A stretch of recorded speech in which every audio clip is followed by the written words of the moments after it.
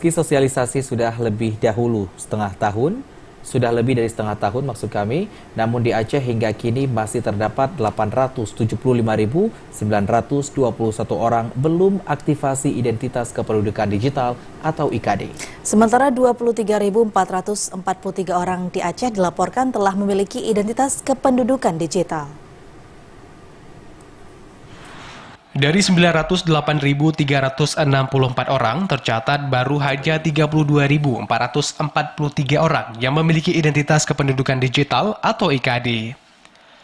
Kepala Dinas Registrasi dan Kependudukan Aceh DRKA Teguh Syarbaini mengatakan, hingga 15 Juli 2023 yang sudah terdaftar sebanyak 3,57% atau setara 32.443 orang. Saat ini masih banyak yang belum menerapkan KTP digital karena terkendala pemahaman warga.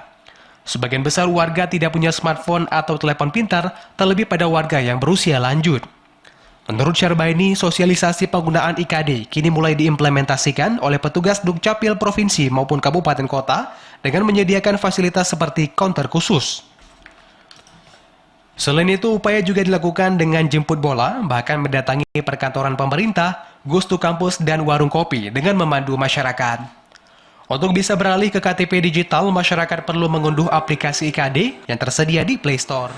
Sekarang memang beberapa layanan sudah mulai beralih. Sudah bisa difasilitasi dengan IKD. Dari Kementerian Dalam Negeri melalui Dirjen Dukcapil juga sudah menyurati BI, semua layanan di bank juga nanti sudah boleh menggunakan IKD. Artinya smartphone itu sudah menyimpan data kependudukan, sehingga jika yang dibutuhkan tinggal barcode-nya ditembakkan, maka tidak perlu ada fotokopi KTP yang selama ini memang menyusahkan masyarakat. Sekarang tidak perlu bawa fotokopi, smartphone akan ditunjukkan lalu ditembak ke dalam sistem mereka. Maka data kita akan ada di komputer mereka.